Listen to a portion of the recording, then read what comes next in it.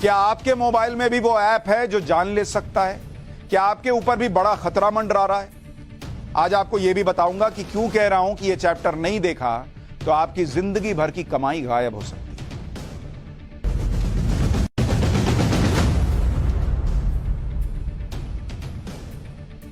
जब से सस्ता मोबाइल और सस्ता डेटा जिंदगी में आया है, तब से बहुत सी सहूलियतें बढ़ गई। बहुत से काम घर पे बैठे हो जाते हैं, लेकिन अगर सचेत ना रहें, सतर्क ना रहें, तो यही सस्ता मोबाइल, सस्ता डेटा कितना महंगा पड़ सकता है, आप सुनेंगे तो हैरान रह जाएंगे। दरअसल ऑनलाइन फ्रॉड या ऑनलाइन स्कैम को लेकर मैंने आपको कई बार पहले भी आगाह किया है कि किस तरह साइबर ठग कभी केवाईसी अपडेट कराने के नाम पर, कभी कैशबैक के नाम पर, कभी बैंक अकाउंट बंद होने की धमकी देकर, कभी एप्स डाउनलोड करवाकर आपके अकाउंट में से पैसा उड़ा लेते हैं। लेकिन इस बार ऑनलाइन ठगों ने एक पूरे परिवार को ही खत्म कर डाला। ऑनलाइन ठगों से परेशान होकर भोपाल के रहने वाले भूपेंद्र विश्वकर्मा ने पूरे परिवार के साथ आत्महत्या कर ली। यह इस परिवार की आखिरी सेल्फी है जिसकी मौत की वजह एक ऐप को बताया जा रहा है, एक ऑनलाइन फ्रॉड को बताया जा रहा है। पूरे परिवार ने आत्महत्या कर ली। सोचिए, बच्चे भी गए, परिवार गया। इस तस्वीर में 8 साल का बड़ा बेटा और 3 साल का छोटा बेटा भी दिखाई दे रहा है। इन बच्चों को पहले कोल्ड ड्रिंक में जहर मिलाकर पिलाया मां बाप ने, और बाद में दोनों पति पत्नी ने फांसी पर लटककर जान दे दी। सोचिए पिता कितने प्रेशर में रहा होगा कि अपने बच्चों को अपने हाथ से जहर देकर मार दिया। लेकिन ये प्रेशर कहां से आया, आज आपको ये जानना चाहिए, क्योंकि ये लोग जो ये फ्रॉड कर रहे हैं, किसी की जान तक पर बना रही है। ये लोग आपके हमारे बीच में हो सकते हैं, आप भी इनका शिकार हो सकते हैं। आज आपको इस पिता की मजबूरी और असहनीय दर्द के बारे में बताऊंगा जो इसने डिटेल में अपने सुसाइड नोट में लिखी। आप सुनेंगे तो कलेजा कांप जाएगा कि किस तरह ऑनलाइन ठगी ने एक परिवार को सुसाइड के रास्ते पर धकेल दिया। पहले उनका पैसा हड़पा और फिर बदनाम करने की धमकी देकर आत्महत्या करने के लिए मजबूर कर दिया। हालांकि आत्महत्या किसी भी समस्या का हल नहीं है, लेकिन इस आदमी की मध्य प्रदेश पुलिस ने भी नहीं सुनी। हर जगह से निराश होकर आखिर में भूपेंद्र ने परिवार समेत आत्महत्या कर ली।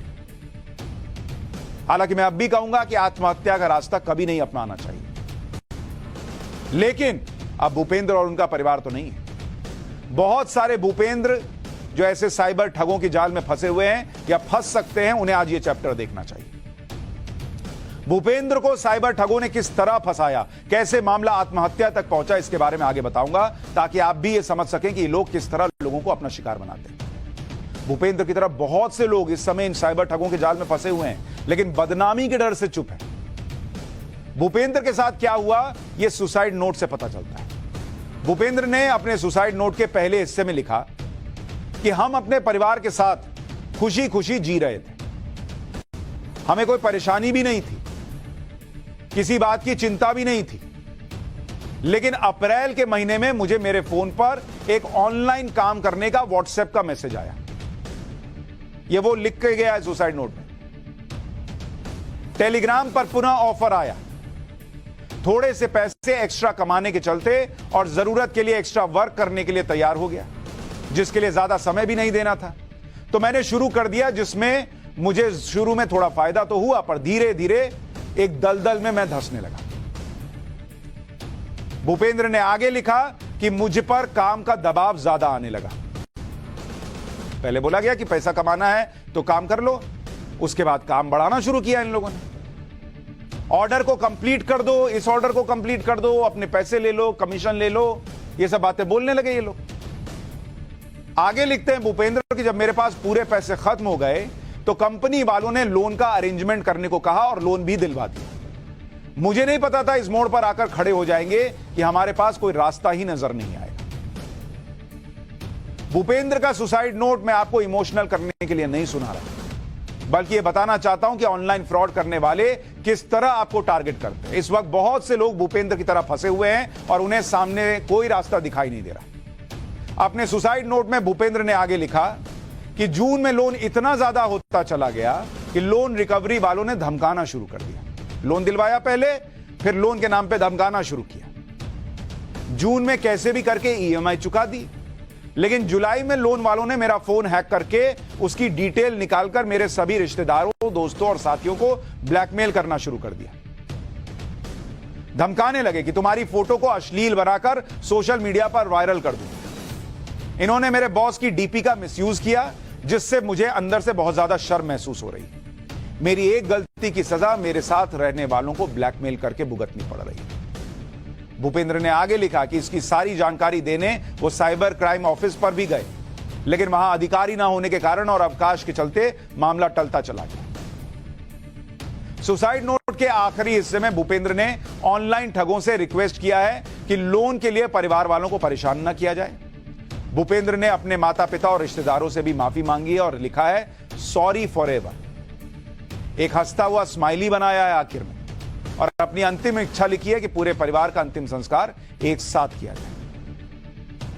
इसमें कोई शक नहीं कि भूपेंद्र ने जो किया वो सही नहीं था। शायद अगर उसने थोड़ी हिम्मत रखी होती और पुलिस ने उसका साथ दिया होता तो आज तस्वीर कुछ और होती। अब आपको बताता हूं कि भूपेंद्र के साथ हुआ क्या था, उसे किस तरह लोन के जाल में फंसाया गया।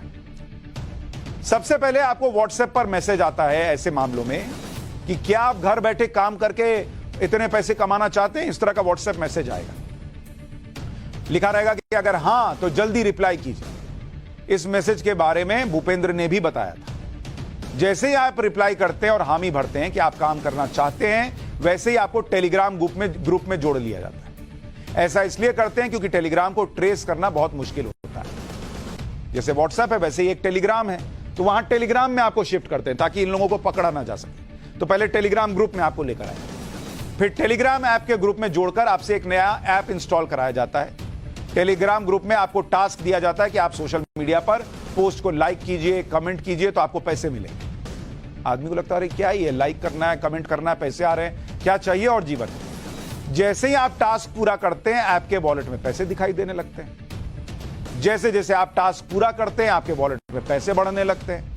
आदमी को लगता है ये तो मामला सही है।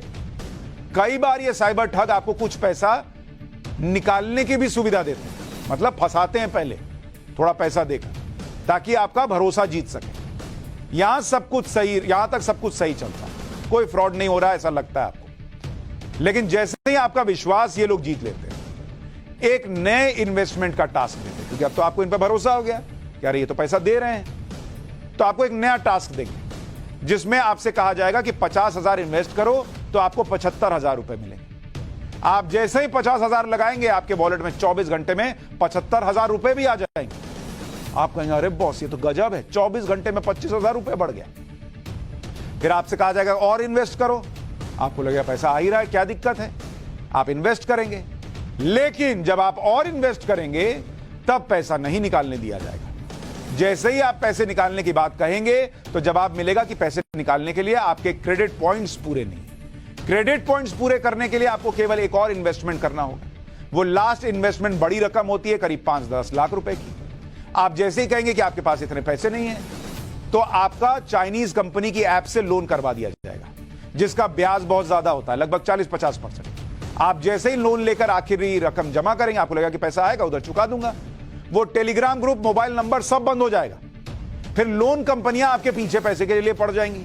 वो कहेंगी किसने किया, हमको क्या पता, तुमने लोन लिया, तुम पैसा दो। वो धमकी देने लगेंगी। लोन लेते वक्त जो नंबर आपने दिए होते हैं उनको फोन करके धमकियां दी जाने लगती हैं। इसके बाद ऐप का खेल शुरू होता है, क्योंकि फ्रॉड करने वालों ने जो ऐप आपसे इंस्टॉल कराया था उससे वो आपको मोबाइल या कंप्यूटर, आपके कंप्यूटर के सभी फोटो और वीडियो निकाल लेते हैं। फिर निजी फोटो और एडिटेड फोटो वायरल करके धमकियों का दूसरा दौर शुरू हो जाता है। अब शरीफ आदमी डर जाता है कि भाई मेरी तो ऐसी ऐसी फोटो वायरल कर रहे हैं ये लोग, और घबराहट में गलत स्टेप उठा लेता है। दूसरी समस्या यह है कि इस तरह के केस में पुलिस को महीनों लग जाते हैं, क्योंकि इसमें इंटरनेशनल गैंग भी शामिल होता है जो क्रिप्टो करेंसी में काम करता है। इन्हें ट्रेस कर पाना बहुत मुश्किल होता है। इसलिए भूपेंद्र के साथ जो हुआ वो एक सबक है, और ये ऑनलाइन फ्रॉड का एक केस और एक तरीका, ऐसे दसियों तरीके चल रहे हैं। इसलिए ज्यादा पैसा कमाने के, जल्दी पैसा कमाने के चक्कर में मत फंसिएगा।